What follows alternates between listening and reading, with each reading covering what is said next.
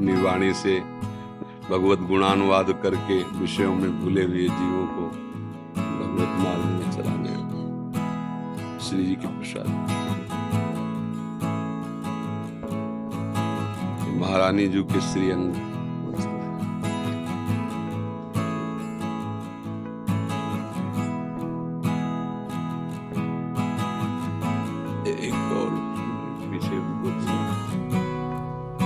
तीर्थराज प्रयाग से है। बहुत मन करता है हमारा जी निकट से आके कि आपको तकलीफ नहीं देना चाहिए। नहीं, कोई तकलीफ नहीं। आप कभी भी आए, कभी भी आए, आप हमारे पूजनीय हैं, आदरणीय हैं। देखो हमारे हृदय की बात, जो मेरे स्वामी का यश गाते हैं उनकी चरण धूल हमारे माथे पे है। हमारे स्वामी का यश गान करने वाले स्वामी के समान ही हमारे पूज्य भूरिदा जना। आपको भगवान ने सौभाग्य दिया है यश गान करने का, आप बड़े भाग्यशाली हैं। बस उसका उद्देश्य केवल स्वामी की मुस्कुराहट हो जाए, बस बात बन जाएगी। अगर उद्देश्य हो जाए ना, हमारे स्वामी का यश गान करते हैं, हम अपने स्वामी के समान ही आपको देखते हैं कि प्रभु का यश गान। बस शब्द इसलिए यहाँ लड़खड़ा जाता है कि अगर उद्देश्य कुछ और हुआ तो समय लग जाएगा, और उद्देश्य ना हुआ तो ये गाथा ही आपको भगवत प्राप्ति करा देगी, और ये गाथा ही आपका यश त्रिभुवन में विस्तार कर देगी। ये छोटी बात नहीं, भगवत यश गुणगान करना।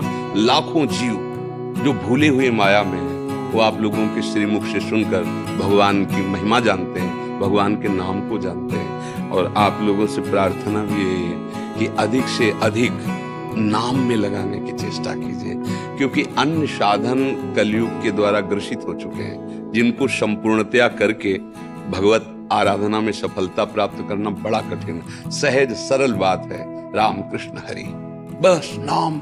सब सत्संग, सब कथा, सबका सार नाम। जहां तक हो सके तो नाम में प्रीति हो ऐसे वचनों का प्रयोग करें, और भगवान की लीलाओं में सावधानी रखें। जैसे भगवान की कुछ ऐसी प्रेम प्रसंग की लीलाएं जो उच्च कोटि की भाव नाम से युक्त महापुरुष ही हजम कर सकते हैं, अन्यथा दोष दृष्टि कर लेंगे। कुछ ऐसी भगवान की विलासमयी लीलाएं हैं जिनको अपने लोगों को अपने स्वामी की ऐसी बातें प्रकट करनी है जो जन साधारण समझ सके, अन्यथा फिर जैसे बड़े बड़े जनों से गलती हो गई, वो हमारे स्वामी की उस महिमा को ना समझ करके शब्दों में आ गए। और शब्दों का इसलिए है प्रार्थना, वो हमारे स्वामी हैं, उनकी पर्सनल जो एकांतिक प्रेम विलास लीला, उनका एकांतिक प्रेम विलसन है, वो एकांतिक महाभागवत जन ही जानते, जन साधारण नहीं। इसलिए हमें ये प्रवीणता रखनी है कि अपने स्वामी की कौन सी लीला, कौन सी बात के जन अधिकारी जिसको हम दे, अन्यथा उसे गुप्त कर। भगवान व्यासदेव जी ने तो सब कुछ स्पष्ट लिख दिया है, पर सबको ये अधिकारी थोड़ी है। अब देखो गोपाल शास्त्र नाम पढ़कर उसमें अधिकार कहते, गीता जी को पढ़कर देखो अंतिम में कहते ऐसे ऐसे को मत सुनाना। तो भगवान के उन रहस्यों के आप ज्ञाता हैं, भगवान की विलासता वर्णन, बलराम जी की, श्री द्वारिकाधीश जी की, भगवान की विविध एकांतिक लीलाएं, वो सब अधिकारी थोड़ी है।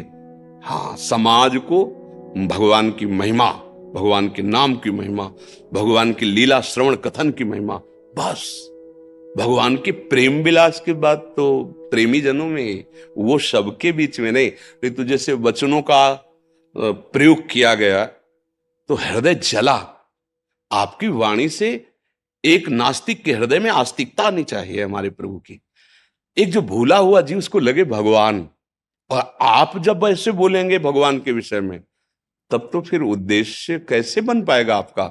आपका उद्देश्य जगत मंगल में भगवत चरित्रों का कथन श्रवण, यद्यपि उनमें न्यूनता की कहीं संभावना ही नहीं है। उनका जितना विलास है वो अपने आप से अपने आप में है। वो जो पा रहे हैं ना, सच्चिदानंद श्री कृष्ण सच्चिदानंद ही पा रहे हैं, सच्चिदानंद ही देख रहे हैं, सच्चिदानंद ही सुन रहे हैं, पर आप थोड़ी देख पाएंगे। अब वो प्रश्न उठ गया ना महाभागवत परीक्षित जी के हृदय में, रास के समय गुप्त कर दिया और आगे बढ़ा दिया। इसलिए आप सबसे प्रार्थना है हमारे स्वामी का यश हो, और जो सुनने वाला है वो आसक्त हो नाम महिमा रूप महिमा।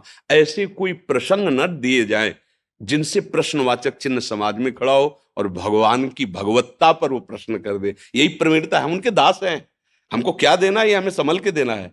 शास्त्र तो हमारे पास खजाना है, पर हमको क्या देना है ये देखना है। ऐसी दवा नहीं देनी कि रोग और बढ़ जाए, हमें तो रोग मिटाने वाली दवा दे ली है। धन्यवाद, धन्यवाद, धन्यवाद।